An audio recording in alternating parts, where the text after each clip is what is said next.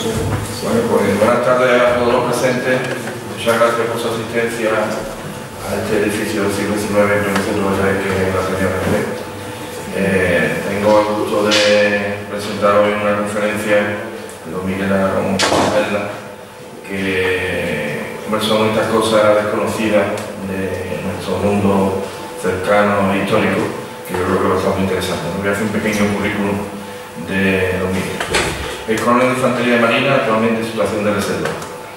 Es buceador de combate y tiene la especialidad de zapador de Infantería de Marina. Entre otros destinos ha sido instructor, que es importante, de buceo en el Centro de Buceo de la Armada de Cartagena. Como buceador de la Armada ha participado entre los años 1987 y 1990 en las 3 primeras campañas científicas españolas en Antártida. Que tengan ustedes en cuenta eso, que es un puntal en ese aspecto don Miguel. Por su afición a la investigación subacuática tuvo la ocasión de colaborar en la Fundación Estatal del Quinto Centenario en el proyecto Cabri, el estudio de restos de una nave aragonesa de finales del siglo XV perdida en el sur de la isla de Cerdeña. Regresó e investigó sobre la pérdida en octubre de 1819 del navío San Telmo, que se perdió por el Cabo de Hornos, ¿no? Pero Miguel dice que no me gusta el Cabo de Hornos, ¿cómo era el otro?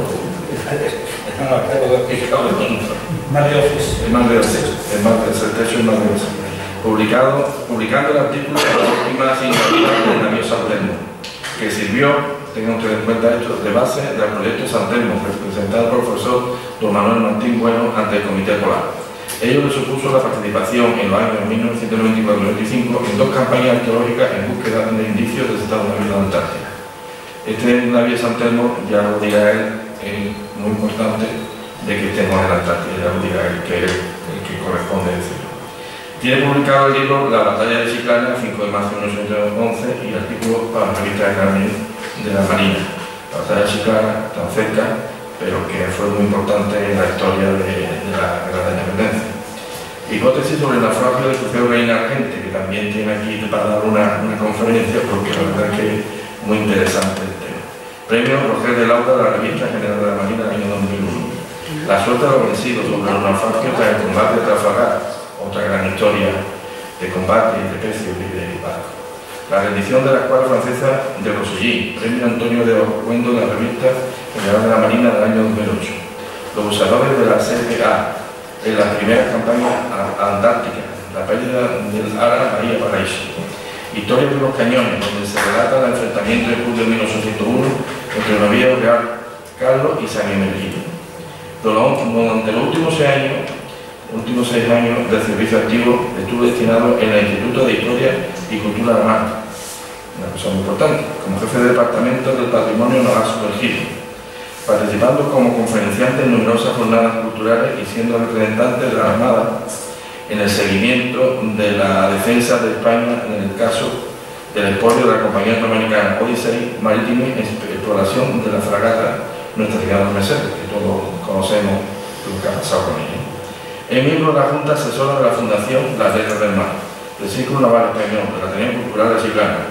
Como teneísta, pues también le damos bienvenida a este evento. De los amigos del Museo de la Marina de San Fernando y miembro fundador y presidente de la Asociación Mar de Investigación Subacuática, entre otras muchas cosas. Yo creo que tiene un currículum, y sobre todo esa parte importante que hemos dicho de la Antártida, de los Odisei y demás. Y si más rango, pues doy la palabra a don Miguel. Gracias.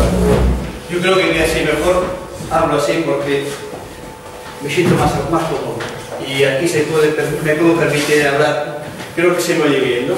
Bien. Muchas gracias primero por la ocasión que me da el Ateneo de poder dirigirme a todos ustedes en un tema que para mí es algo más que una afición.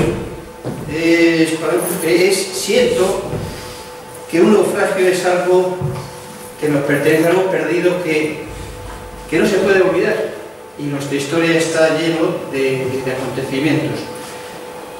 No soy historiador, soy un mero aficionado, me van a disculpar si cometo errores, y como estamos entre amigos, pues voy a hablar de forma campechana, que creo que es lo mejor para entendernos. Me gustaría que no se me hiciera muy larga la conferencia, si me enrollo lo dicen, porque para luego dar un turno a preguntas y cuestiones. No voy a entrar en legalidades, puesto que ya es un tema muy... Sería ya ahondar en la problemática. Simplemente voy a hacer una visión general de lo que ha sido España, porque creo que somos importantes por la historia que hemos tenido, sobre todo, por lo que somos y por lo que hemos sido. Bueno, para no entretenerme mucho, voy a empezar diciendo que esta imagen que ha recorrido la prensa el año 2007, pues ha supuesto un antes y un después en la sensibilización que tenemos sobre lo que son nuestro legado subacuático. ¿Por qué las empresas norteamericanas están tan interesadas en hacerse con algo que es nuestro? Pues porque no solamente en nuestra historia, sino porque esta frase que tanto se oye es verdad. España tiene la mayor riqueza en patrimonio sumergido del mundo. Vamos a hacer un repaso. Para ello, bueno, esta es otra frase que también es interesante. Claro, tenemos un patrimonio, pero el problema es que no lo conocemos. Y si no lo conocemos, no se puede proteger. Esta conferencia va un poco dirigida a eso. Conozcamos un poco lo que hemos sido, para saber qué es lo que tenemos. Y luego, veréis, nos daremos cuenta de lo mucho que hay por hacer. Si nos remontamos ya 3.000 años atrás, no cabe duda que la posición que tiene España es una posición estratégica, en cuanto que ha sido una ruta norte-sur de invasiones y es una comunicación entre dos mares. Eso ha supuesto que todas las culturas prácticamente de la civilización moderna han pasado por nuestras costas. ¿Qué es lo que nos han dejado? Pues los restos que nos dejan, está plagado nuestros mares de restos de ánforas, vasijas y tal. Claro, son unos restos que dicen de una civilización, pero no es difícil sacarle mucha más información. Allá donde vayamos, ahora se está protegiendo estos restos con más interés que antiguamente. Yo recuerdo cuando venían aquí en los años 60 los franceses buscando ánforas y decían, ahí hay ánforas, tal, de una forma muy quijotesca, ofrecíamos lo que parecía que era nuestro y nos sobraba. Ahora le estamos dando valor a todo esto. Estos son testimonios de nuestro pasado. Hay que respetarlo. Bien, vamos a echar el tiempo, darle un empujón al tiempo y vamos a ver cómo el siglo XV supuso para España el comienzo de esa gran aventura. Quizás a consecuencia de una cosa tan histórica como fue la expansión del Imperio Otomano. ¿Qué pasó? Que con la expansión del Imperio Otomano, la ruta que había abierto Marco Polo, la ruta de la seda, se ve pues condicionada a impuestos y condicionada a lo que estos invasores otomanos impusieran. Esa demanda que había de especies y de productos procedentes de Oriente, lo necesitaba la Europa del Renacimiento, necesitaba de esos productos. Los portugueses, que en aquel entonces ya se habían librado o no estaban bajo esa campaña de luchar contra la invasión de los moros, por lo que era así la ocupación musulmana, ya empezaron a buscar esa ruta alternativa a la ruta de tierra por el mar, costeando la parte atlántica de África y adentrándose en el Índico hasta llegar a la zona de las especies. Fue cuando entonces, aparentemente un navegante, un iluminado, que se puede decir, llega a la reina y le dice que él puede encontrar la ruta de esas especies por occidente, Cristóbal Colón. La reina, con una visión muy positiva, pues acepta el reto y facilita los medios. Estoy hablando de una historia que evidentemente todos lo conocemos, pero bueno, encajar. Cristóbal Colón, 4 viajes, llega a una tierra desconocida y no era lo que él pensaba que iba a ser la zona de la Siria, lo que era la zona del origen de esas especies. Tras esos 4 viajes, el año 1513, Vasco Núñez Balboa ve que al otro lado de esa masa de tierra hay un océano, el Mar del Sur, que lo cita por la orientación que tiene. En ese momento la corona se compromete en una misión: tenemos que buscar el paso a ese otro mar.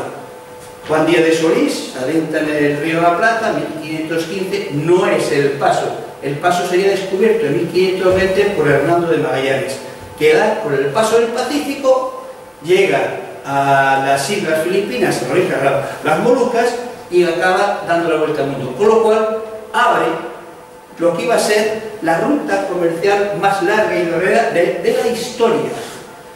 Esa ruta se iba a cerrar el año 1565 con Andrés de Urdaneta, que consigue que la ruta desde Acapulco a Manila se pueda regresar buscando corrientes favorables más allá del Japón. Las corrientes de... sí, no, Kirosugo, no, es un nombre que a veces... Bueno, el caso es que con esa ruta, con esa tierra, España consigue comunicar Asia, América y Europa.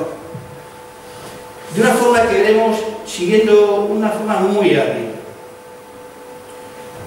Por tres medios. Vamos a ver. En Sevilla se establece lo que iba a ser el control oficial de ese comercio. España va a tener un monopolio del comercio, mantener comercio con esas tierras cada vez que va descubriendo, mediante tres organismos, que va a ser la Casa de la Contratación, el Consejo de Indias y el Consulado. La Casa de la Contratación es un organismo fiscalizador. Tiene un montón de funciones: es aduana, Ministerio de Comercio, Escuela de Navegantes, control del tráfico entre América, entre España, Europa y América, inspección de buques, recaudación de impuestos, concesión de licencias, preparación de pilotos, relación de pleitos, o sea, informe. Es un organismo gestor de toda esa autorización y cobro de también los seguros de la avería, que era para un tanto por ciento por las pérdidas que podía suponer el comercio. Otro organismo, bueno, y un órgano consultivo de lo que era el Consejo de Indias, que es la relación con la corona. El Consulado de Mercaderes era un gremio de comerciantes. Estos despachaban flotas, control de seguros marítimos, salvamentos, pilotos y tal. Quiero decir con esto, gracias a estos organismos y a la información que generó, es por lo que en el Archivo de Indias tenemos la mejor información y más completa que pueda haber de ese tráfico que hubo entre Sevilla, que luego fue Cádiz, y América. Gracias a eso, esa fuente de información es un tesoro para todo aquel que busque restos de lo que fue ese comercio entre los tres continentes. Bien, otro de los digamos, sistemas que mantuvo, que se creó para mantener ese monopolio fue el puerto único. Salida de Sevilla, llegada en un principio Cartagena de Indias, con el Nombre de Dios, luego Portobelo, Veracruz, Habana y regreso. Por otro lado sería Manila, Acapulco, teniendo en cada puerto una gestión del comercio que se hacía y el tráfico, lo que es el intercambio de mercaderías. Eran los mercados en Portobelo o Nombre de Dios y Veracruz. Bien, un sistema de flotas. Al principio hasta la mitad del siglo XVI, los buques se despachaban sueltos. Pero ¿qué pasaba? Que estaban muy expensas del riesgo no solamente de que fueran capturados, sino que muy indefensos. Entonces se creó el sistema de flota, de convoys. Había una periodicidad casi anual, salía de Sevilla la flota de tierra firme y Nueva España. Al principio a veces iban juntas y otras veces no. Esa flota salía de Cádiz, pasaba por Canarias y cuando llegaba a las Antillas se dividía en dos. Una iba a ser la que fuera a Cartagena de Indias, que es la de tierra firme. Otra iba a recorrer las Antillas Mayores y a Veracruz. Esa es la flota de la Nueva España. Luego, en el Pacífico, habría otra flota que es la del Mar del Sur. ¿Cómo funcionaba el sistema? Pues allá por primavera salía la flota al mando de un general, a la cual a un montón, a una serie de buques mercantes, se le asignaba unos buques de la Armada, que era la Almiranta y la Capitana. Esos buques iban armados, y normalmente los buques Almiranta y Capitana era donde iban los caudales, no en los buques mercantes, eran los buques de la Armada. Cuando, ya veremos posteriormente uno detalle, esos buques, hemos dicho, iban la flota de tierra firme a Cartagena de Indias y esperaban a que por el Pacífico, a nombre de ellos, llegara la flota procedente del Pacífico, con la plata de Potosí. Atravesaba el canal mismo de Panamá y se hacía el mercado. En el mercado, normalmente, se hacían los intercambios de mercancías de un producto por otro. Lo mismo la otra lo hacía en Veracruz, esperando que de Manila llegara el galeón y por tierra atravesaba México e intercambiaba en el mercado de Veracruz. En un momento determinado, ambas flotas se juntaban en La Habana para salir en el momento que las condiciones fueran más favorables. Todo esto normalmente es al año siguiente. Juntas las dos flotas, volvían de regreso pasando normalmente por Azores. Bien, el sistema funcionó. A su vez, esa navegación iba protegida por la Armada del Mar Océano, que cubría desde todo el norte de España, de Finisterre, Portugal, costas portuguesas y el Estrecho. La Armada de la Guardia de Carrera de Indias eran realmente los galeones que iban a por valores, plata, oro y cosas y bienes, o sea, preciosos. Eran los bienes de la hacienda y de mercaderes. La Armada de Barlovento protegía durante la estancia de las flotas en el Caribe, protegía para que no hubiera ningún digamos, acontecimiento desagradable a la flota. La Armada del Mar del Sur protegía la flota del Mar del Sur. ¿Qué pasaba en el Caribe? En el Caribe era donde había un flujo de comercio, de tránsito tremendo entre un buque, o sea, lo que viene a la flota y tal. Ese tránsito va a generar lo que va a ser luego toda esa novelesca de la piratería y tal. ¿Por qué se debe? Muy sencillo. Las flotas, ese comercio de monopolio suponía un gravamen para las poblaciones cada vez más numerosas en América. Esa necesidad de productos lo solucionaba mediante contrabando. Había mercaderes que ofrecían contrabando, ser contrabandistas. Contra el contrabando que hacía la corona, pues creaba una escuadra que era de Barlovento, que hacía de guardacostas, y a su vez daba o concedía patentes de corso a buques mercantes para que fiscalizaran a otros buques.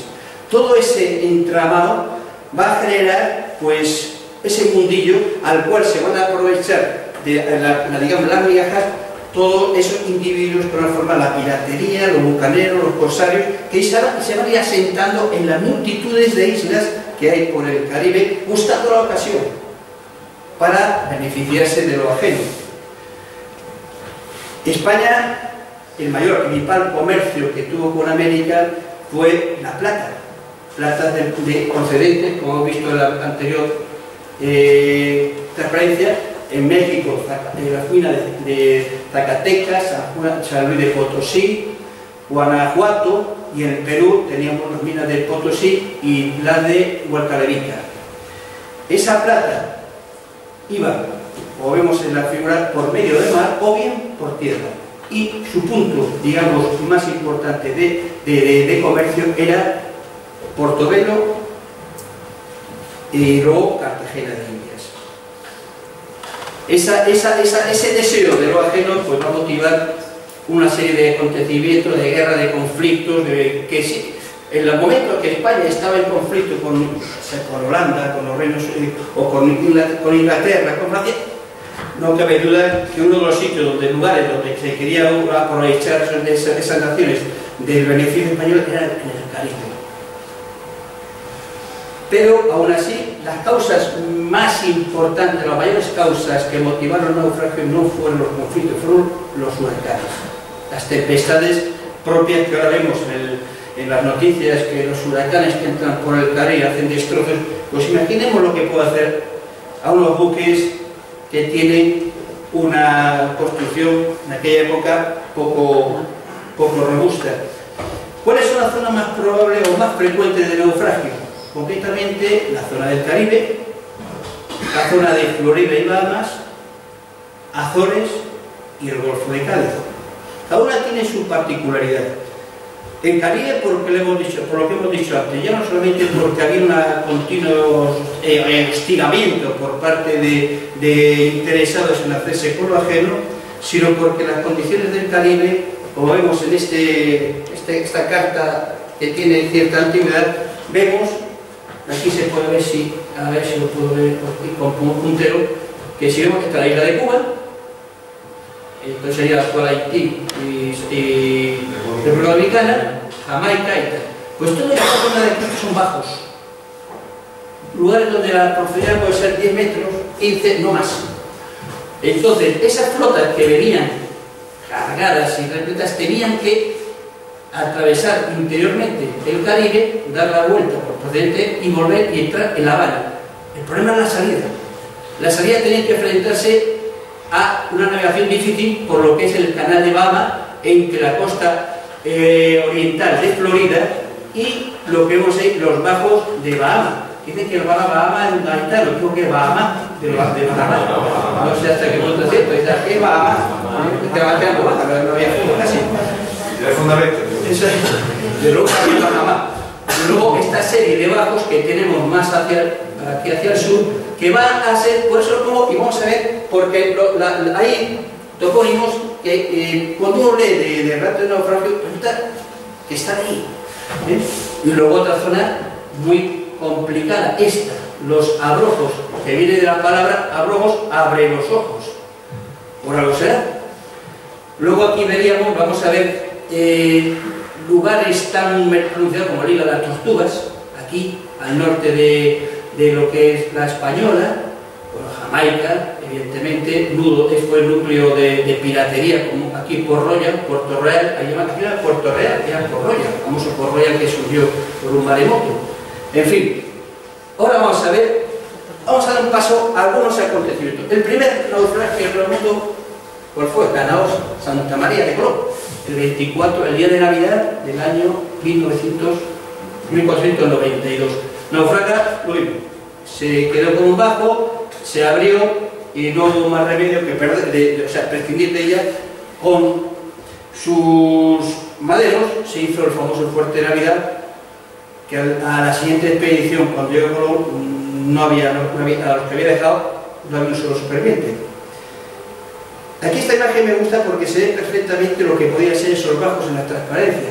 Una zona con muy poquito, es como navegar por la bahía, por el interior de la bahía.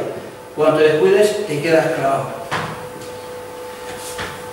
Vemos aquí una foto comparativa. El dibujo de arriba es el manuscrito de Colón, donde sitúa la Española. La Española, el fuerte de Navidad, que está aquí el puntero no funciona. Este es el fuerte de Navidad, lo puso aquí. Si vemos la parte en la imagen inferior, es esta zona, en lo que es Monsanto Cristo actualmente. Ahí se perdió la Santa María. Son naufragios que han tenido cierto renombre últimamente porque apareció ahora un cazatesoro que dice que encontró la campana de la Santa María. Se ha desmentido. E incluso estando yo en Madrid, hubo un proyecto de ir a ver si efectivamente lo que decía era cierto, y se creó una comisión que fue imposible porque lo que es la línea de litoral actual no tiene nada que ver la de hace 500 años, donde se supone que pudo haber naufragado la Santa María, ahora está en el interior. Se hace, digamos, la línea de costa se ha ido hacia afuera, se ha ganado al mar, y de hecho hay unos restos que dicen, no sé si fue el año 1895, por ahí que otro, se encontró un ancla que está en el museo, lo tienen ahí en la República Dominicana o en Tahití, y lo habían encontrado mar que llegó tierra adentro, o sea que es imposible que haya resto de Santa María en el mar, en el agua. Esta la pongo porque esta fue un naufragio de 4 galeones de Santo Domingo, San Roque, San Ambrosio y Begoña. Los dos primeros eran la capitana y una almiranta. Eso quiere decir que esos llevaban los valores. Se sabe que el acarreamiento de ambos buques era impresionante. En la flota de galeones de Luis Fernández de Córdoba le pilló un temporal cuando se disponía a dar la vuelta para La Habana y se perdió. Se perdió, eran 10 embarcaciones, 6 llegaron a puerto, digamos, las muchas penalidades llegaron a la costa, pero los 4 galeones no se supo nada de ellos. Años posteriores llega a ver al gobernador de Cuba un individuo, dice que había estado prisionero de los ingleses y que sabía dónde estaba el cargamento, o dónde había aparecido el galeón almiranta de la flota esta. El caso es que se organizaron bastante, digamos, con bastante intensidad, búsquedas y no aparecieron. Lo que sí apareció luego, posteriormente, esto es la leyenda, otro que dice que en un sitio, una isla, encontró una cabaña donde había un esqueleto y había unos cajones con monedas y tal. Y la llaman la isla misteriosa. Todo esa fábula, ese mito que se crea sobre los cargamentos que hay en las playas tiene una realidad. Y es que en varios naufragios que he leído, cuando el buque queda varado, como luego vemos en la Concepción, se intenta salvar el que puede. Los que se quedan a bordo, lo vamos a ver, pues después de estar, a lo mejor viendo que no le van a socorrer, intentan rescatar, o sea, esconder el cargamento. Si esos individuos mueren, entonces ese cargamento queda escondido. Luego, posteriormente, hay relatos de uno que llega, lo ha encontrado, lo ha visto y crea ese misticismo de los tesoros escondidos, que no deja de ser otra cosa que los buques que se pierden y cuyo cargamento se ha preservado anteriormente en lugares que luego no se ha podido llegar a localizar de nuevo. Eso va a pasar con estos galeones. Bueno, aquí vemos, esta es la comparativa con esta carta, porque aquí vemos abajo las 3 islitas donde se supone que aparecieron la isla misteriosa. Esta es la misteriosa, esta misteriosa, la Serranilla, que esta también sale mencionada en muchos naufragios. Hunde la isla de la Serranilla. De Nuestra Señora Atocha, de la flota del Marqués de Cañinereta, decir que lo mismo, a esta le pilló un temporal, se pierde en la proximidad de Cayo Hueso, una zona de muy poca agua, y sobre este naufragio solo subí 5 de los 150 hombres que llevaban, y es el famoso naufragio que descubre en el año 70 Mel Fisher. Pues decir que cuando naufraga ese buque, las operaciones, hay una cosa, cuando se hundía un buque y había testigos, la corona hacía lo imposible por recuperar el cargamento. Para eso estaba uno de los cometidos, que habíamos dicho, de consulados mercaderes, organizar campañas de reconocimiento, de búsqueda. Pues Nuestra Señora de Atocha se rescata parte del cargamento, pero con lo que quedó, mejor dicho, Mel Fisher se hizo multimillonario. O sea, solamente con lo que quedó después de lo rescatado. Y hoy, también hace poco, no hace mucho, se había una noticia de una gran esmeralda que siguen apareciendo en el pecio de la Atocha, de Nuestra Señora de Atocha. Concretamente, el área de hundimiento está ahí arriba. Ahí los callos son las callos del Marqués, por el Marqués de la Cañoneta, que era el jefe de la expedición de esa flota. Son los callos del Marqués. Nuestra Señora Juncal lo pongo porque es también un pecio que ahora está en prensa, por el interés de México de recuperar Nuestra Señora del Juncal, igual que al San José, porque hay empresas cazatesoros que están intentando negociar con los gobiernos para hacerse con beneficios sobre esos pecios.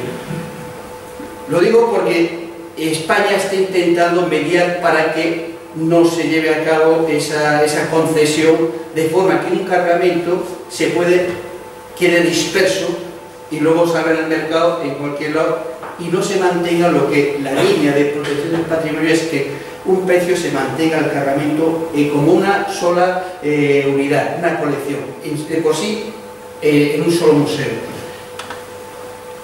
El naufragio de Santa Teresa, lo mismo que otros, se dio a un temporal y no hay mucha agua, en un lugar donde se supone que naufragó de 40 a 50 metros. El problema es que de un resto que naufragó hace tanto tiempo no queda nada en superficie. Localizar un pecio de estos no es difícil, dificilísimo. Pero en fin, la tecnología avanza. En Nuestra Señora Concepción, en los abrojos, también forma parte de ese mito, o sea, de leyenda, mito-leyenda del tesoro que se quedó escondido. El naufragio de la Concepción se debió a un descuido del piloto que se metió en los abrojos con poca agua y se quedó clavado. Se salvó el almirante porque había falta una chalupa. La leyenda es, cada uno tiene una historia larga. El caso es que se salva, deja ahí a un montón de gente que no tenía por dónde. Dice, cuando llegue a tierra yo mandaré ayuda. Y ahí se quedaron, no salió ninguno. Lo que sí se cuenta es que antes del tiempo que estuvieron parados, pusieron un recaudo, el cargamento de plata, en poca agua. Años después los ingleses dicen que encontraron el cargamento. De hecho, bueno, aquí vemos las operaciones de rescate, lo que decía antes, que aunque un buque se perdía, la corona hacía lo imposible por recuperar lo que fuera. El caso es que si se perdió arriba, como vemos en los abrojos, los ingleses bautizaron un banco mayor por el Banco de la Plata. El Banco de la Plata probablemente no estaba en los abrojos, sino que los abrojos, el buque naufragó un poco más hacia el este, porque el Banco de la Plata, el nombre se debe al cargamento que llevaba la Concepción. En fin, nuestros eran maravillas, en los Mimbres, lo mismo, vemos ahí Mimbres, lo mismo, un naufragio debido a temporales. La San José en combate. La San José, el gobierno colombiano hace años que había concedido una licencia a una compañía norteamericana para su localización. Luego ha cambiado de criterio y ahora actualmente creo que quieren volver a darle una concesión. Las concesiones que tienen estas empresas es muy sencillo, es un porcentaje. Quieren de lo que encontremos 60% para mí, 40% para el gobierno. Es como se manejan estas compañías, no es que le van a pagar el jornal, sino solo los beneficios. Claro, ¿eso qué supone? Va a suponer que el cargamento lo va a perder el gobierno colombiano, se va a quedar por el 40%. Esa es una de las problemáticas. Guadalupe, el Tolosa, esos los buques de la Azogue, llevaban mercurio para el tratamiento de la plata. Estos también naufragan estos naufragan en Samaná, Punta Samaná, que está aquí abajo, Punta Samaná. Aquí está, Punta Samaná.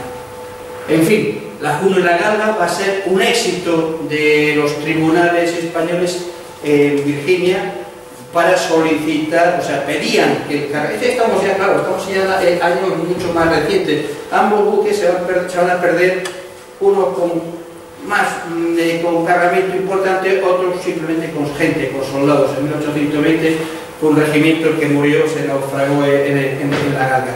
Pero esos buques que lo encontraron los pecios, una compañía norteamericana, a final del siglo, 1990 y tantos, el gobierno español consiguió ganar el litigio en los tribunales de Virginia que se reconociera la inmunidad soberana de un pecio, porque es un título que los norteamericanos, a raíz sobre todo de esos naufragios que han perdido a lo largo del mundo, han querido que se reconozca, y de hecho la UNESCO lo ha reconocido, y es que un buque de Estado no pierde soberanía, haya sido hundido en cualquier época o en cualquier lugar. Un buque de Estado español sigue siendo buque de Estado, el buque es patrimonio, es inmunidad soberana española. Es un trozo. Luego vendrán los acuerdos y tal, pero lo que no pierde es la titularidad. El Arizona o el Hood inglés sigue siendo Hood aunque esté en alta mar y perdido, igual que el Bismarck, igual que estos buques. O sea, o un submarino. No pierde, siendo buque de Estado, no buque mercante que ya hay un propietario. Buque de Estado es aquel buque de guerra o aquel que en el momento de su naufragio estaba haciendo servicio para el Estado. En los convoys, un mercante, un buque mercante de una flota que iba a América, era buque de Estado, la almirante y la capitana. Pero los otros, al estar integrados en una flota, son buques de Estado.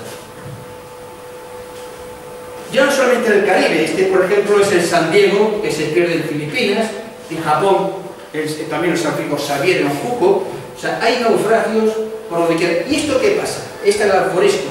Es que muchas veces este alforesco lo hemos visto por muchos sitios. Y dicen, no, esto no es un alforesco romano, no, esto es un alforesco español.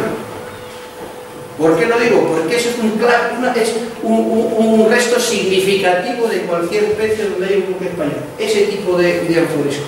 Tosco, sencillo, barato, es un envase no retornable y de consumo de productos cotidianos, como pues aceite, vino, vinagre. ¿Por qué? Porque gran parte de la dotación, que eran tripulantes o pasajeros, llevaban sus mercancías para su consumo. ¿En qué? En estas vasijas. ¿Qué cualidades tiene? Es una pelota con un pequeño bollete. Como tal pelota, una vez que esté estivada en la bodega, se queda quieta y no se mueve, no hay corrimiento de carga. A su vez no tiene asa, no tiene nada, simplemente un bollete donde se tapaba con un tapón de corcho, una tela que puede estar encerada y un corderito. Sacaba, se echaba y volvía a tirar. Exacto. De forma que este tipo de alforesco aparece en el San Diego, hundido en Filipinas en 1600. Va a aparecer en el Guadalupe, en Terosa, en Samaná, en República Dominicana. En la Mercedes, hundida ahí que hablaremos de ellas, en el año 1804, frente a Portugal, hay alforesco de esto. Y en la bahía, así. Como decía, así. En la bahía está plagada de alforesco. Claro, está en el barrio. Una visión por encima también de algunos naufragios por ahí, no podemos olvidar, los naufragios ha habido tras el enfrentamiento de la armada, mal dicho, mal llamada invencible, de Gran Armada contra los ingleses. A su regreso, bordeando las costas irlandesas, van dejando un reguero de naufragios que hoy por hoy se están buscando. Pero ahí quiero hacer mención a esta imagen que corresponde al galeón San Martín, perteneciente a aquellos buques que participaron digamos, en la campaña de Inglaterra. Vemos una imagen que es muy característica, es que un buque puede estar perforado que normalmente no se hunde. Es un tocho de madera. Aquí vemos el San Martín totalmente dañado después del combate en las Granadinas, pero que aún así regresó a España. ¿Por qué? Porque había una figura ahí, además de que todo el mundo trabajaba, eran los buzos, que eran marineros, digamos, cualificados, que a pulmón cogían, metían con chapa de cobre y un martillo, tapaban los orificios para abajo, la flotación, y con mucha habilidad y hasta incluso poniendo cabos alrededor del buque para agarrarlo como si fuera una faja, las embarcaciones llegaban a puerto. No eran tan débiles. Siguiendo con el tiempo, esta es uno de los peces más codiciados por los cazatesoros aquí en la zona esta. Es el San Francisco Xavier. Venía de América, bueno, venía de este caso de La Habana, 1656, y están los ingleses esperándoles a la entrada de Cádiz, a vista de Cádiz.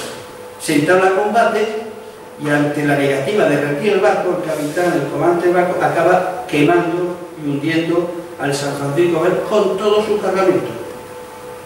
Está ahí. Conozco de Robert Marsh y otros cazatesoros que han estado intentando negociar con las autoridades para echar un vistazo.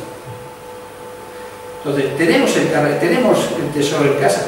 No cabe duda que si hablamos del Guadalquivir, la entrada al Guadalquivir está repleto de naufragios. ¿Por qué? Porque cuando una flota llegaba de regreso, tenía que esperar en bonanza que las condiciones de ascenso al Guadalquivir fueran favorables por las corrientes. Esa estancia en bonanza, si te cogía un temporal, pues a uno que otro tocaba a fondo y ahí acababa teniendo que rescatarle el cargamento a base de buceadores, como fuera. Igualmente se recogía, se recuperaba casi todo. Tal es el caso que cuando había un naufragio, desde Sevilla se mandaba un oficial comisario para fiscalizar las extracciones y en muchos casos lo que se extraía más de lo que estaba registrado. Era habitual el contrabando, incluso esa parada en bonanza servía para sacando lo que sobraba. Va para Sanlúcar y para llegar al barco limpio arriba. O sea que el trapicheo era normal, normalísimo. Sí. Y sigue. Y hay un trabajo de una inglesa que le trabajo del archivo de Indias y hay cientos de naufragios en bonanza. Este naufragio de San Pedro de Alcántara en Peniche en 1786 también es un buque, es una capitana con su cargamento en Peniche. Está buceando allí, he tenido la suerte de llegar a Peniche, está la piedra, está igual. Estoy para una fotografía del lugar. El caso, ¿por qué lo pongo? Porque este naufragio va a suponer un paso adelante a la hora de organizar. Ya la Armada se había creado, la Armada Española se crea en 1717.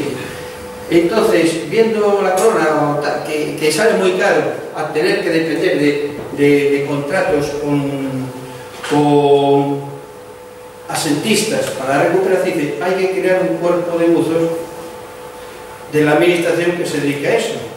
De hecho, esta fecha, 1786, va a suponer la creación del cuerpo de buzos de la Armada Española, la más antigua del mundo, a raíz del naufragio de San Pedro de Alcántara, ¿sí? Que traía, entre otros pasos, prisionero a Tupamalo, y naufragó, se perdió ahí. Bueno, ahí se quedó.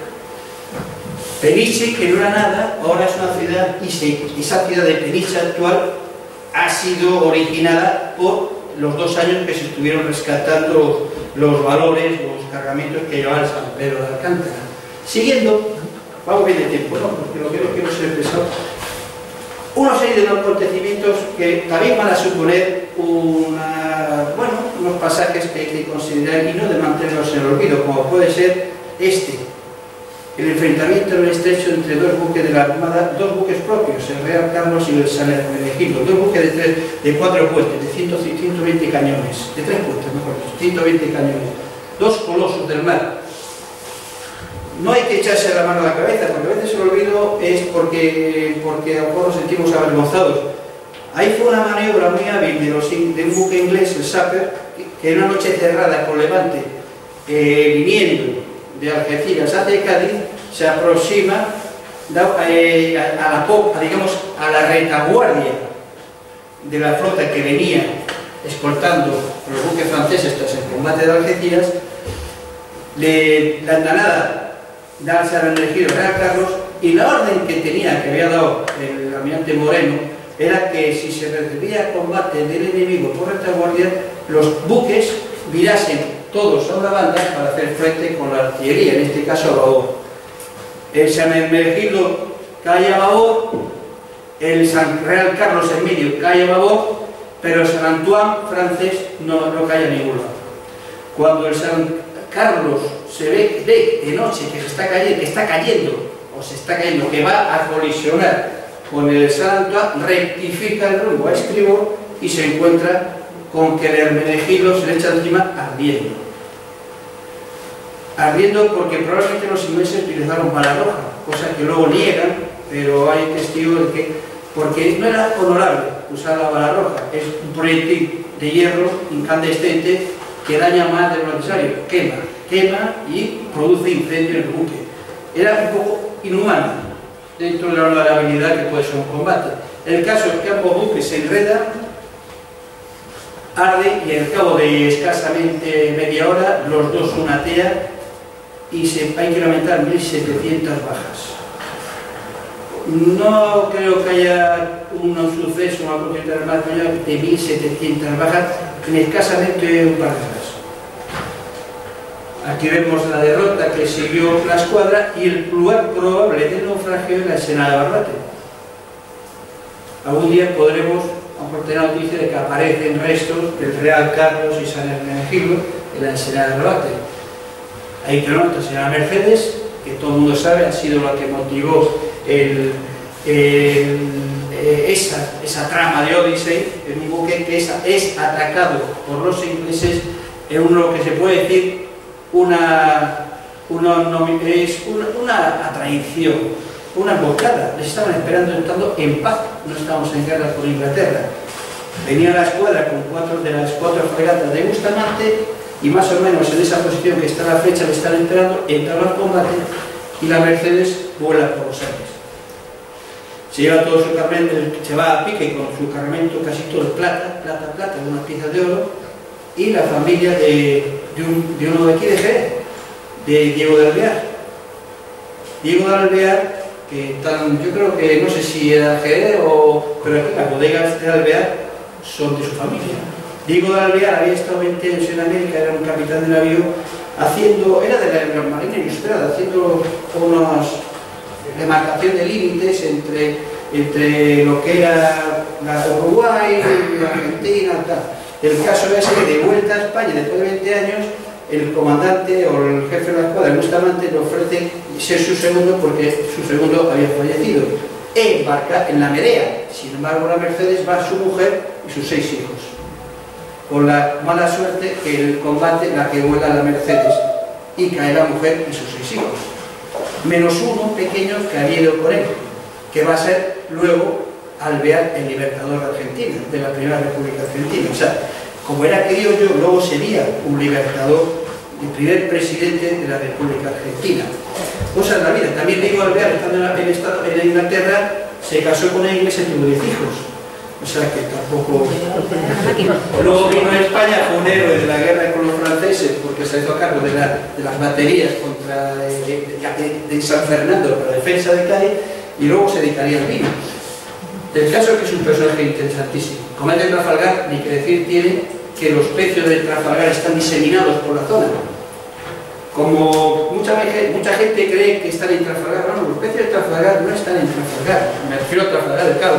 Los pecios de Trafalgar se extiende desde Camposoto, que está el Fogué, porque el Aquiles que está ahí abajo se voló el combate, se iba con 500 hombres, ¡pum!, voló a pique, francés. Luego los demás fueron cayendo a consecuencia del temporal que se produjo a la noche tras el combate, que yendo a remolque de los buques ingleses, como no podían los ingleses por el remolque, fueron largando las amarras, cortando la estacha y dejándolos a su suerte, con heridos, dañados y con las dotaciones de presa inglesas a bordo.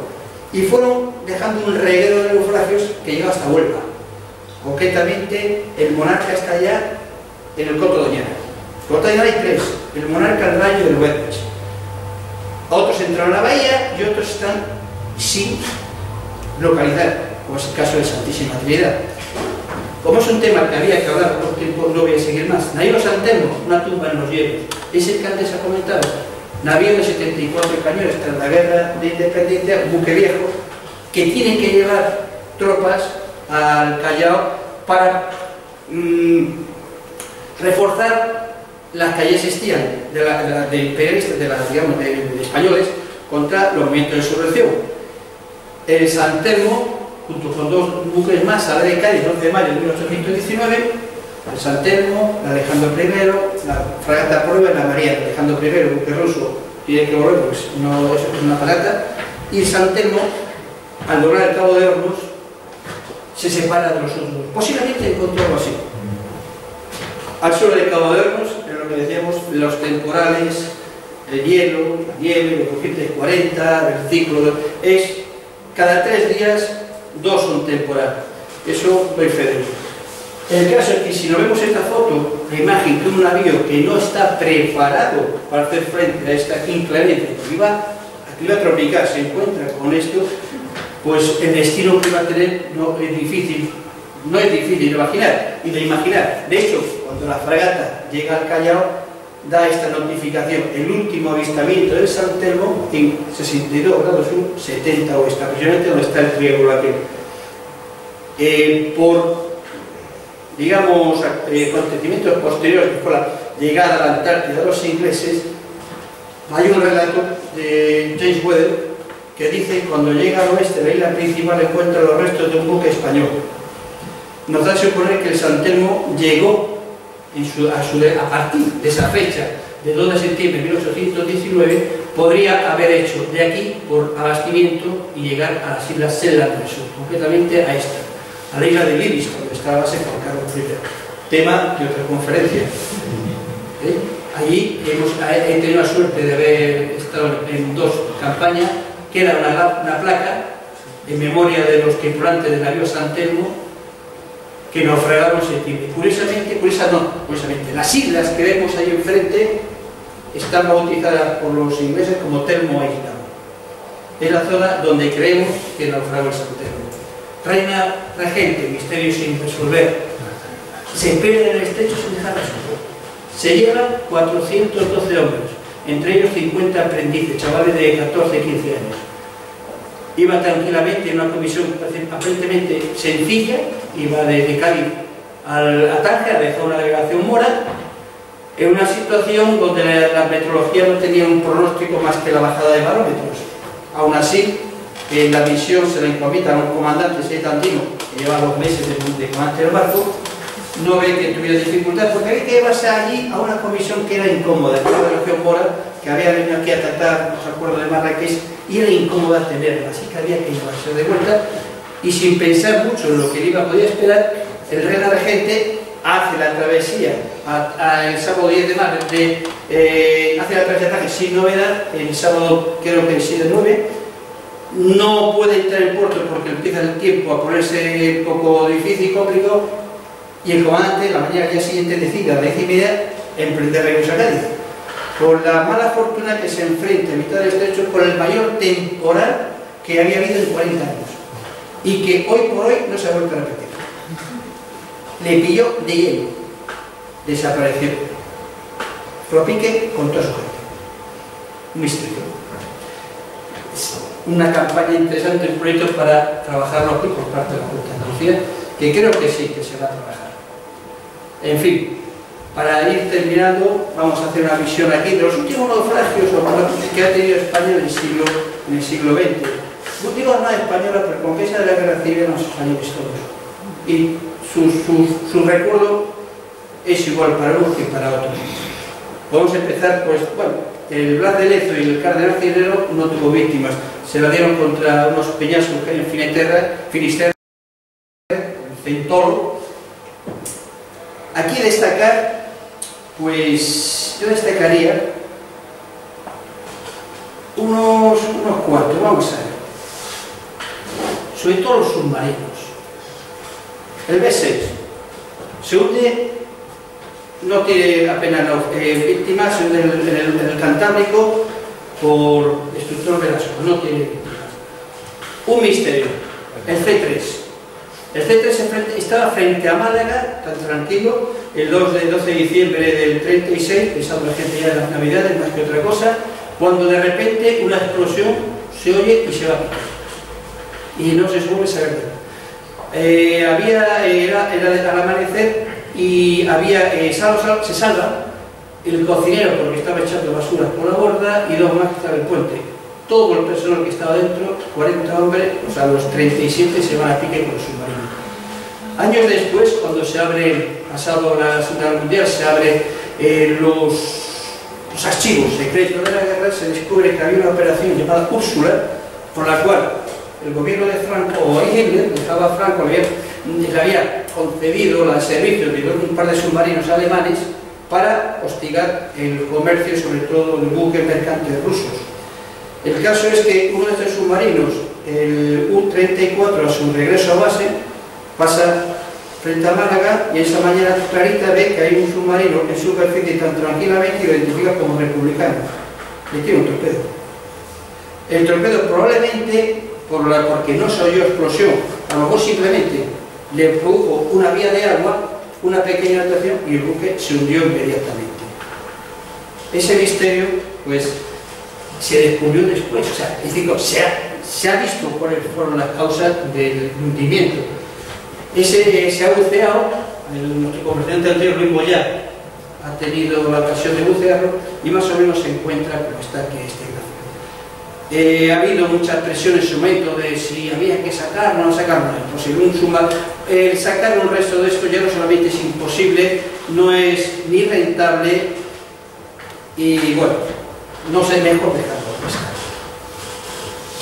El Benete Fernández es sustituido por el Canarias, un certero tiro que le da la segunda andanada y parece que casi toda su dotación se va junto con el buque. Del Baleares, pues bueno, el mejor triunfo que tuvo la flota republicana, echar a pique un crucero recién novito, lo mejor que tenía la Armada Nacional, con 900 hombres a bordo. De ellos 300 eran flechas navales, chavalines. Y hay relatos que se ponen los pelos de punta, cuando dicen los de parte inglesa que cuando el Ferry Boreas, que se dedicaron a la búsqueda, que cuando estaban hundiendo el barco, los chavales estaban cantando el carasol y el barco estaba hundiendo. O sea, todo eso que vemos del Titán y tal, es que no hay que irse a películas. Cada naufragio es un acontecimiento impresionante. En España se hunde a Chogarconamina en Santander y bueno, voy a hacer hay un par de submarinos que no lo he puesto aquí, pero hay dos submarinos cuya historia también es muy interesante, que son, no lo he puesto aquí, que son, ahí tenemos arriba en el norte, el B6 y el B5.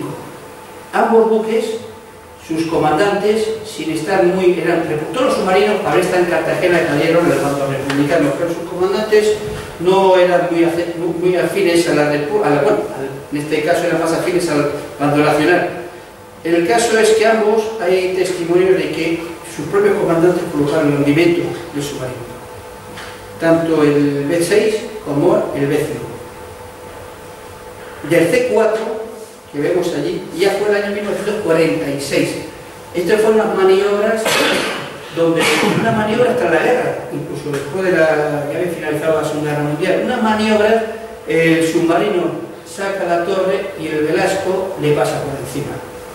Le abre la vía de agua y el submarino se va a pique, con toda su gente. Fue de los últimos naufragios más, digamos, dramáticos en este caso, junto con otro que vamos a ver, va a ser el Valete. Pero bueno, el Castillo ahorita vamos a entretenernos un momento nada más, porque esto es el resultado de una falta de coordinación. Ya finalizando la guerra, el 7 de marzo del 39, el Castillo ahorita formaba parte de una flota. Mismo ya lo hay que llamarlo, para que lo cuentan. Castillo ahorita iba cargado de soldados que venían a Cartagena pensando que estaba liberada casi con banda de cornetas y tambores, cuando en realidad las baterías no estaban liberadas, estaban en poder todavía del bando republicano. Asoma el gaznate y desde la parajola a la segunda granada le dan de lleno y se hunde justo aquí, entre la de escombreras, aquí en medio. Se hunde, se va a pique, ocasionando, pues como hemos visto, 1.462 víctimas. El Castillo Valete estuvo velando hasta mucho tiempo, se dio al palo, hasta que Ostornado molestaba la navegación y lo desguazaron. Y lamentablemente hoy no se ha tenido en cuenta el lugar del naufragio. Yo lo buceaba el sitio y aún se podía ver un túmulo donde había balas de Mauser a porrillo. Sacamos 6 Mauser, de los cuales uno está en el Museo de San Fernando.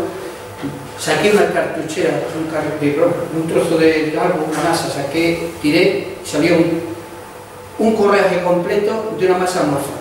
Evidentemente no quiero saber lo que puede ser. El caso es que ahí, era tumba y no se ha tenido en cuenta, puesto que hoy actualmente por ampliar el puerto de Escombreras se ha ampliado el muelle y se ha tapado. El Castillo ahorita está bajo toneladas de hormigón. El Guadalete es el último prácticamente buque de la Armada Española naufragado a causa, en este caso, de un temporal, un buque en mal estado, donde el carbón era mediocre y lo que iba a ser una navegación tranquila, escasamente de cerca Melilla, se convirtió en el drama para los 74 hombres que murieron, porque el buque se hunde y la noche en el agua pues ocasionó muchas víctimas, muertos de frío. Se salvaron bastantes, pero ahí quedaron 34 hombres que murieron aún después de haber naufragado, o sea, murieron en el mar. Y no voy a terminar sino recordar que no solamente es un buque de guerra, es que tanto la marina pesquera, deportiva, como la mercante han tenido sus dramas. Y vamos a hacer mención solamente a 3. ¿Por qué? Porque lamentablemente es una compañía que conocemos, la de Pinillos, que estaba aquí en Matagorda. En 2 años pierden 3 buques: el Príncipe de Asturias, el Pío IX y el Valdomera. Valdomera va a ser un barco que va a tener mucho que hablar. Bueno, el Príncipe de Asturias naufraga cuando se acerca a Brasil con niebla, no toma correctamente el rumbo, se da contra unos bajos y se va a pique en 10 minutos, llevándose 445 de los 588 que llegaron. Y este va a ser el buque que le llamo de la premonición. Este era un gran transatlántico, mezcla transatlántico para pasaje y para carga. Hace la travesía de Barcelona, Cádiz, Tenerife, Tenerife a San Juan de Puerto Rico, iba a Santiago de Cuba y luego a La Habana. ¿Por qué digo lo de la premonición? Porque narran que cuando estaba el buque en Tenerife, en el puerto, había una familia, una joven madre con 4 hijos, Paula, el apellido, y la niña pequeña, le dio un ataque de histeria diciendo a la madre que no quería subirse al barco, que ese barco se iba a hundir. Y que no. De hecho, la convencieron, la niña viajó todo el tiempo, estuvo nerviosa. El buque tenía previsto, la familia esta, reunirse con el padre en La Habana, pero cuando llegaron a Santiago de Cuba, desembarcan no solamente esta familia, sino de los 1200 que llevaba, creo que son 700 desembarcan en Santiago de Cuba, y muchos de ellos su destino era La Habana. El caso es que haciendo el tránsito de Santiago de Cuba a La Habana, le pilla un temporal de estos huracanados, el puerto La Habana está cerrada, el buque, dicen, hay un buque que intenta, de La Habana, que intenta pedir práctico, pero con el temporal no le hacen caso, y el buque desaparece. No se volvió a saber de él hasta 10 días después, que aparece, se hace la búsqueda y aparece la Armada, digamos, por la costa norteamericana, en la zona y encuentran esa imagen, la zona, un palo que sobresale del mar. La zona donde la encuentra es una zona de arenas movedizas, coincide con el naufragio del Marqués de la Calle, los Cayos del Marqués, el mismo sitio prácticamente. Zona de bajos, de muy poco, y concretamente esa de arenas muy sueltas. Se hace el reconocimiento y el barco se representa como que está en la superficie, se usa el palo, metido en la arena, con los botes en cubierta, o sea que no había tiempo ni siquiera a hacer la maniobra de rescate o por lo menos de salvamento de los pasajeros. Se supone que lo que le pasó a la Albanera es que con el temporal, olas de gran porte, en una zona de muy poquito fondo, la figura 1, en una cabezada, la figura 2, el barco en su caída, la figura 3, clava fondo, a lo mejor intenta salir dando máquina y lo que está haciendo es clavándose más en el 4, o simplemente con que haya quebrado, por la longitud que tiene, científico, ya quiebra el barco y hace agua. Pero bueno, un agua a un ritmo, o sea, a una velocidad, sobre todo porque está casi debajo está por debajo de la línea, digamos, por la línea de flotación. El barco está por debajo, se inunda el barco y sorprende a los pasajeros sin tiempo ni para nada. Posteriormente el barco queda escolado, se hunde del todo y desapareció. Y para terminar, esta frase se la había visto a Luis Moya, me gustó porque creo que dice mucho. No es el sudario más noble para un marino, el olvido, su triste epifacio. Es lo triste, el olvido, no sé, por eso es un poco la idea de esta conferencia, no olvidar, porque somos una relación por lo que somos y por lo que fuimos. Hay que sentirse orgullosos de nuestra historia. Es una gran historia, pocos países pueden pueden jactarse de tener una historia como la nuestra, y hay que conocerla. Tristemente, es una asignatura que tenemos pendiente. Muchas gracias.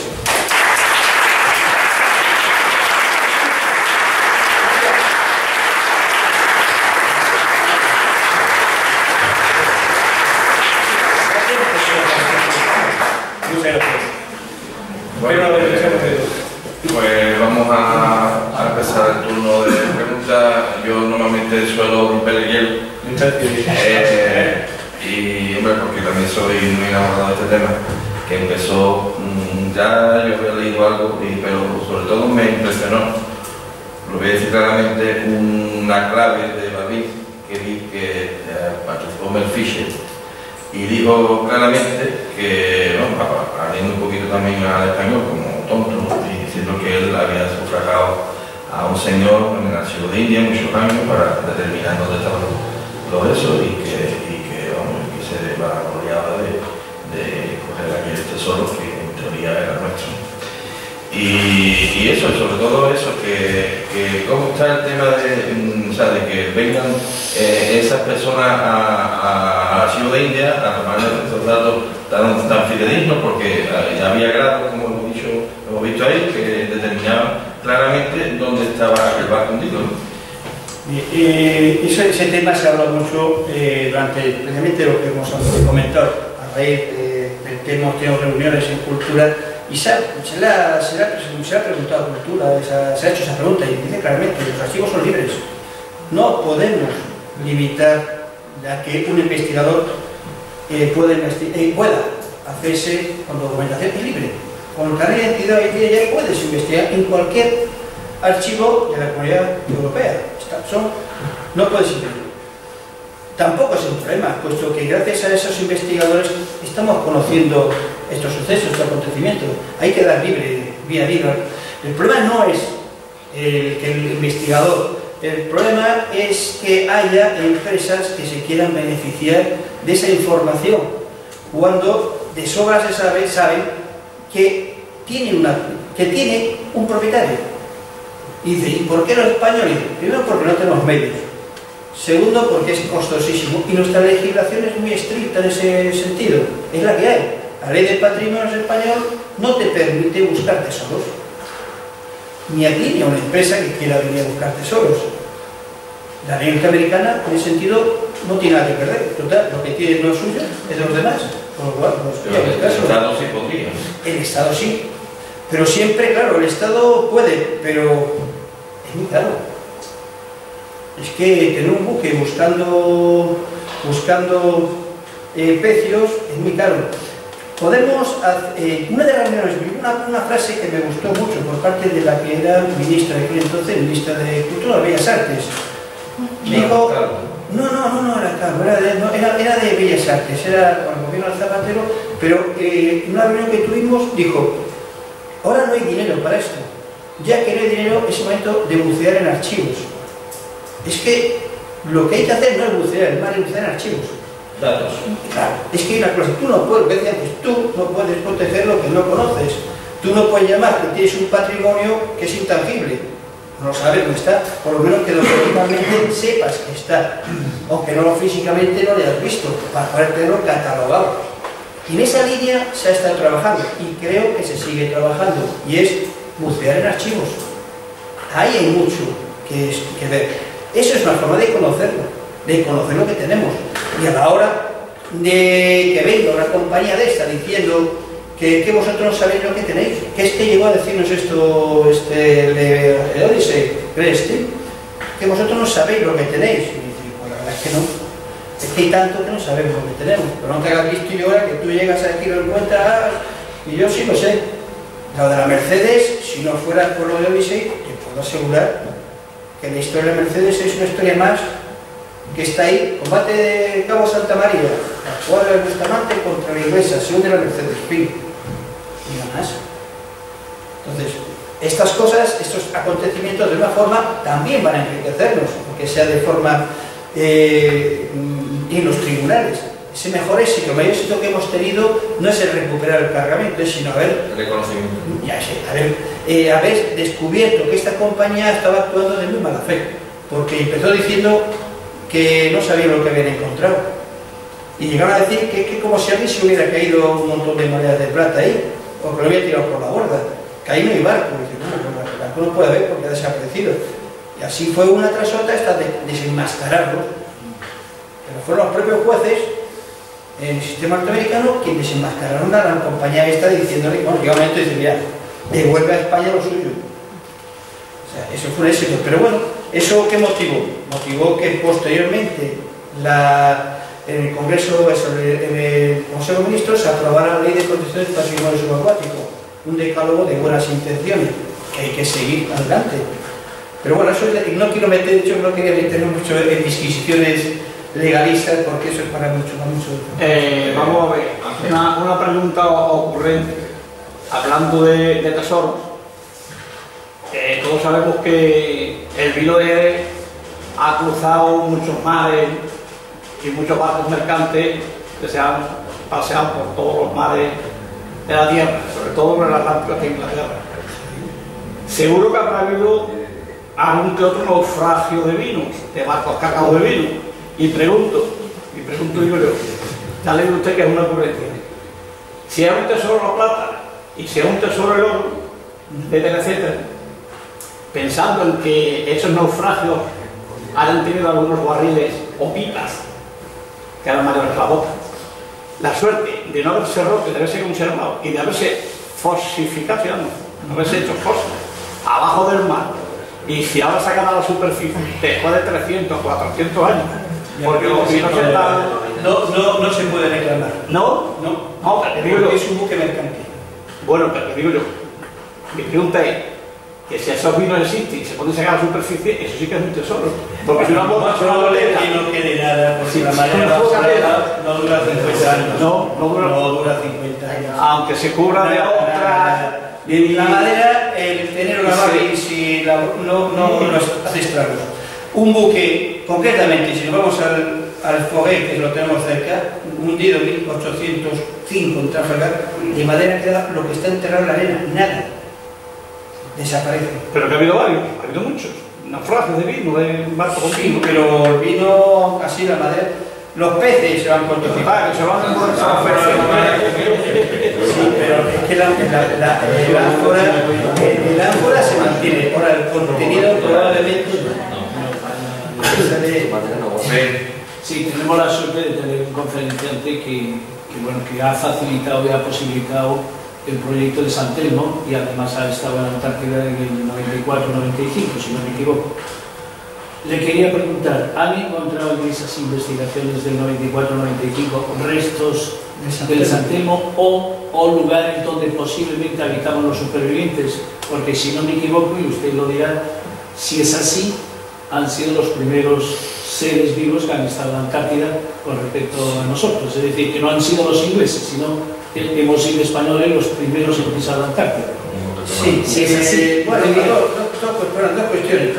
La primera, se encontraron cosas o restos que pueden ser indicios de náufragos y que no eran precisamente la población que luego esquilmó las islas Shetland, que eran los foqueros y los balleneros.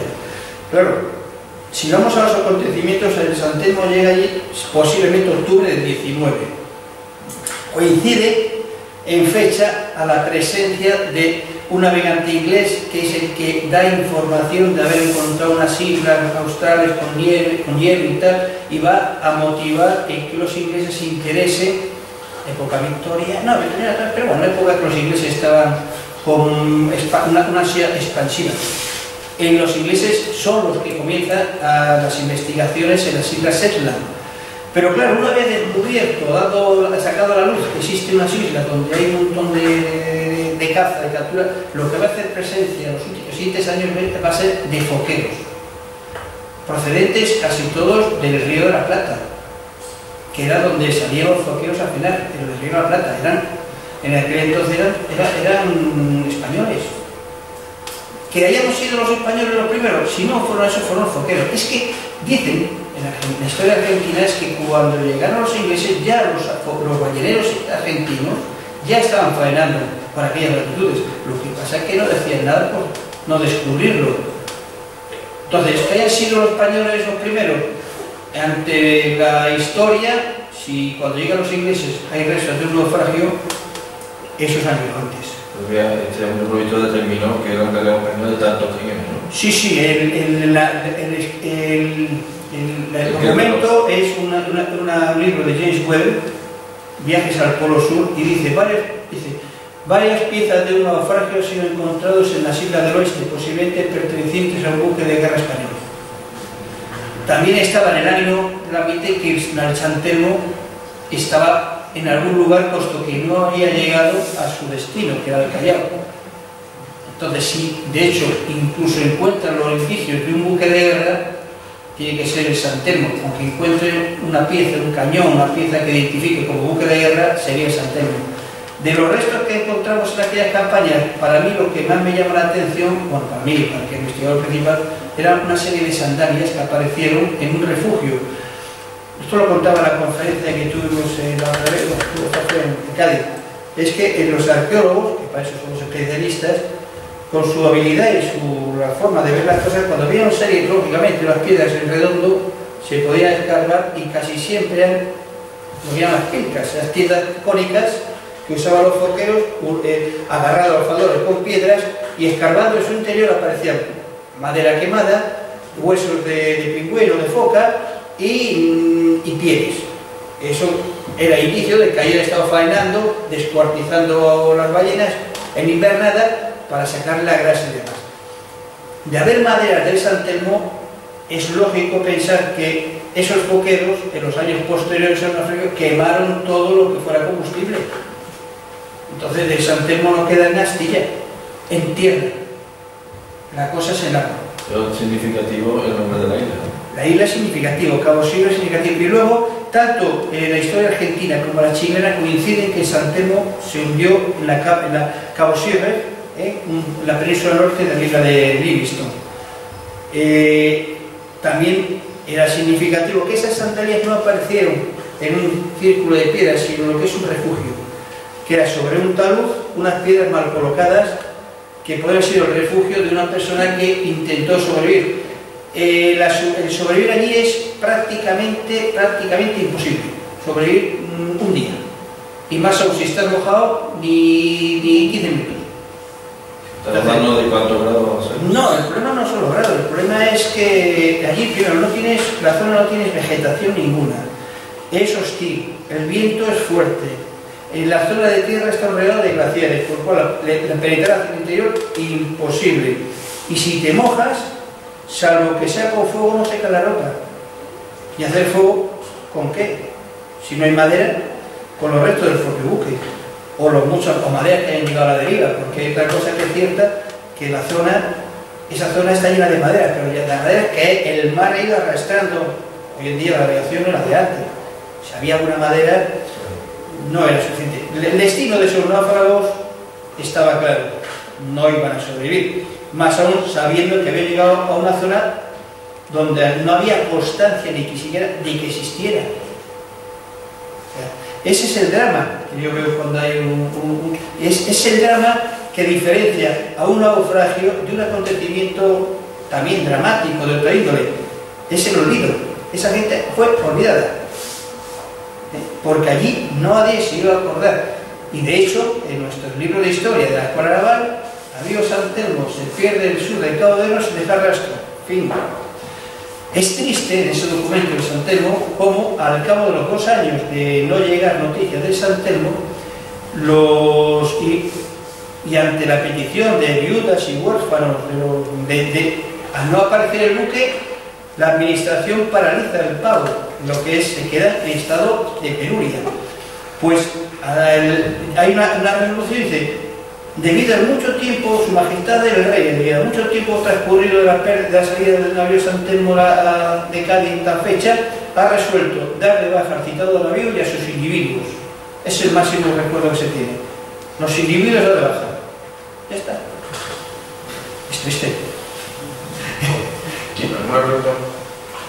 Valentín. De niño, sin ánimo de poner un brete, en un aprieto, siempre he escuchado eso de en la ría de Vigo, barcos en el estrecho de Grande. Sí, la batalla de Grande. Podríamos hablar 1704. Eso fue una flota de indias que cuando el comienzo de la guerra, bueno, de la sucesión, cuando uno pretendía, buscaba, bueno, las dos pretendientes, pues los ingleses iban a favor de que siguieran los Austrias y organizó una flota de Rooke, el almirante Rooke, para hostigar e intentar granjearse los favores de uno de otro. De hecho, fue cuando ocupó Gibraltar en nombre de su candidato a Austria, de Carlos, y de vuelta hacia Inglaterra se encuentra con que la flota de India, la escuadra, se había metido en Grande ante el temor de no ir hacia el sur para encontrarse con lo que ya se sabía, que era la flota inglesa, y ahí se entabla el famoso combate de Grande. Hay mucho que se ha hablado de Grande, pero debido a mucho tiempo que hubo desde que la flota se metió dentro de la ensenada de Grande y fue hostigada, lo que es la hacienda real se salvó. En carretas que dicen que se salvan no sé cuántas carretas de mulas que se fueron, luego donde llegaron las carretas lo que no sé, porque estando en Galicia puede haber llegado las carretas a cualquier lado. Lo que se quedó fueron de particulares y ahí se entabló el combate. El combate favoreció a los ingleses, que dicen que con lo que pudieron rapiñar de uno y otro lo metieron en el Santo Cristo de Maracaibo, que es otro de los misteriosos. Ese buque, el Santo Cristo de Maracaibo, cuando salía por las Islas Cíes, remolcado por los ingleses, toca con un bajo y se va a pique. Otro de los misterios, la búsqueda del Santo Cristo de Maracaibo. Y ahí está, eso fue un proyecto de los proyectos de cuando el quinto centenario, el proyecto arqueológico del quinto centenario, de localizar el Santo Cristo de Maracaibo, de Quechua. Esta se localiza. Pero la batalla que si se llevaron algo sería lo de particulares o lo que no dio tiempo a extraer. Los buques que se hundieron en Grande ha sido también, da mucho que hay, lo único que han sacado han sido cañones y de valor nada, y han buceado.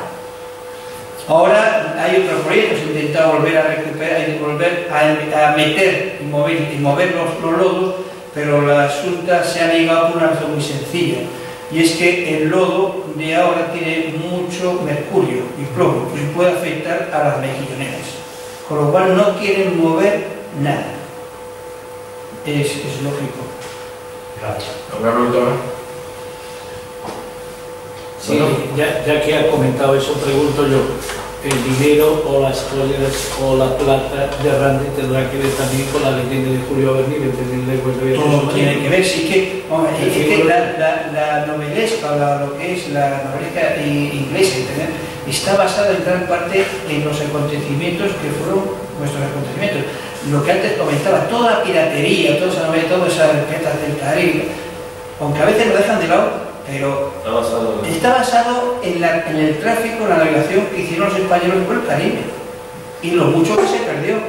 Y en todo esto, pues bueno, el que se aprovechaban eran los piratas y toda aquella gente que buscando asentándose los bucaneros. ¿Qué son los bucaneros? En una colonia de franceses, el bucan era porque se dedicaban a ahumar cordero y luego negociar entre las ayuntamientos con los corderos.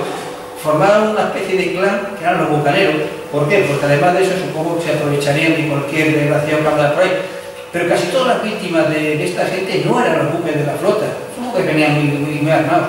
Eran los mismos contrabandistas que iban de un lado para otro y dando contrabando. Eso es una pieza fácil de echarle mano y hacerte con lo que lleva. Entonces, como última pregunta, si te parece, quería yo preguntar, y con una cosa de futuro, ¿tiene España, porque bueno, los americanos parece que tienen tecnología, España tiene tecnología suficiente para, vamos a dejar los recursos y el Estado y eso, pero tecnología me imagino que tendrá España como para... España tiene una tecnología que puede tener cualquier país, puesto que al fin y al cabo esa tecnología es la que se emplea las empresas para buscar, para hacer profesiones petrolíferas, para hacer para tendido de cables submarinos, En la Armada es lo mismo buscar la mina bajo el mar que buscar un cañón. La tecnología mía sobre todo son magnetómetros, sonda de barrio lateral, penetrador de fondos, con más o menos calidad. Y pequeños submarinos. Y bueno, hay una cosa, vamos a ver, y ya por un poco al final. Igual que hay mercados de mafias que se crean a base de tener, digamos, que manejarse en la oscuridad, cualquier empresa que hace una prospección tiene la obligación de hacer un informe de impacto medioambiental y de impacto ecológico. Es decir, si tú estás con un rock magnífico haciendo un tendido y ves un naufragio, esta empresa sabe que eso vale dinero. Esa información vale. ¿A quién? A las empresas que se dedican a buscar o a querer agenciarse de lo ajeno. Entonces, ¿cómo la gran pregunta que me hago yo? ¿Cómo la compañía norteamericana Odyssey ha localizado el precio de la Mercedes, que está a 1122 metros de profundidad, y lo que más sobresale del fondo son 20 centímetros de los bloques de monedas apiñadas? ¿Cómo la han encontrado? De eso nunca se ha hablado. ¿Cómo ha sido? Pues yo pienso que posiblemente tenía información de alguien que pasó por ahí haciendo otra cosa y dice, aquí hay una cosa que puede interesaros. Si no, hay que ver la curiosidad. Eso está claro.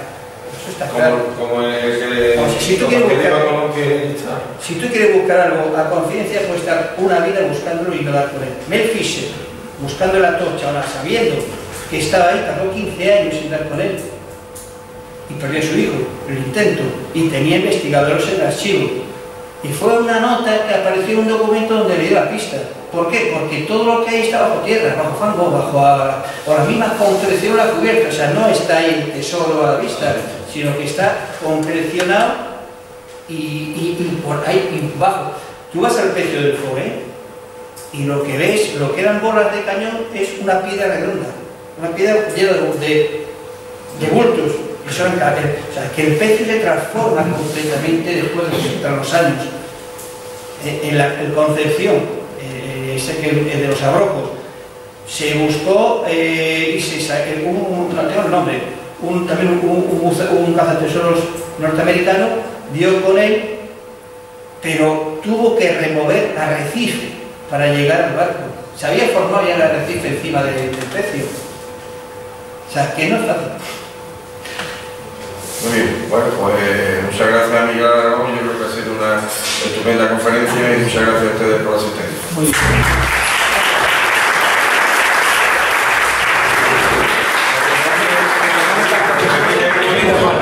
Vamos a entregar un pequeño obsequio a Miguel, que es una lámina de la puerta de la casa, donde dice a don Miguel Aragón Frontera, su conferencia Un legado bajo el mar, así como su apoyo interesado a esta institución y su labor en defensa de la cultura.